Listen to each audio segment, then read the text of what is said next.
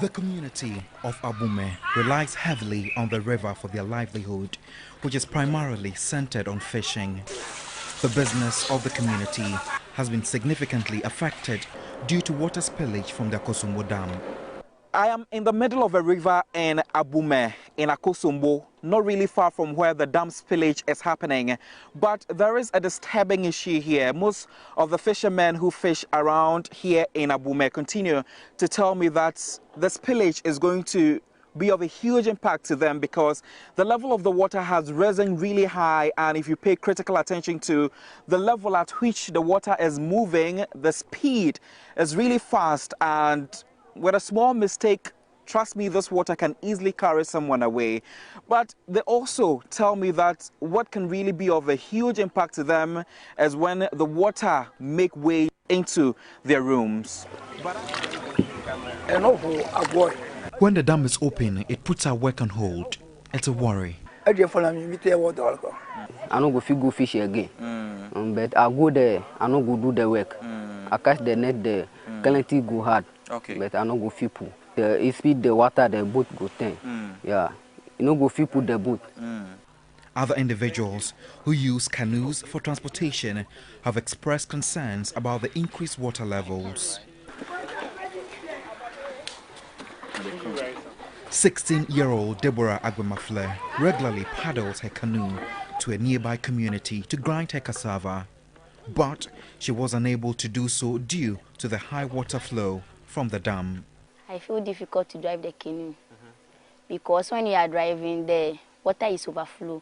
So when you are driving, if you don't have a strong bows, when the river is flowing, it will take you to another place. So when I'm coming, I can't even drive, so that man helped me to drive. The passengers on board her canoe expressed fear. I feel bad and I was afraid. Though I know how to swim, I know how to drive the canoe. But today, no. It's so different. In the Abume community, there is a complete absence of life jackets, leaving residents with no choice but to endanger their lives while traveling and fishing.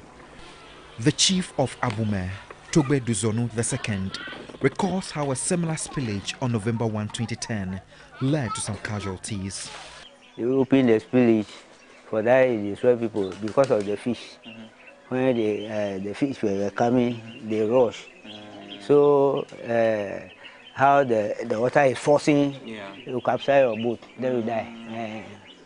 According to the Volta River Authority, the elevation of the Akosombo Dam has risen and is expected to reach the maximum operational level if the rate of inflow continues.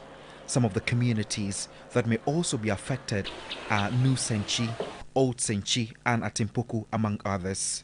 It's been raining and there's a lot of water behind the dam, which if you don't spill, it will have a very big negative effect on the operations of the dam. If we don't educate them on the floods that will come if it is so much, it will be very high. But fortunately, VRA and the communities have done a lot of education to the people. In a statement from the VRA on September 15, 2023, according to the Deputy Chief Executive E&O Engineer Edward Obeng Kenzo, the decision to spill follows the observed consistent rise in the lake level due to the high inflows. He added that VRA is fully aware of the heavy rains being experienced across the country, leading to some levels of flooding and high water levels in some communities. He said it is for this reason VRA is undertaking this controlled spillage to mitigate any adverse impact. He stated that VRA will continue to monitor the situation and update the public accordingly, but efforts to get the authorities to speak with me on camera proved futile. Godwin Asideba, TV3, Akosombo, Eastern Region.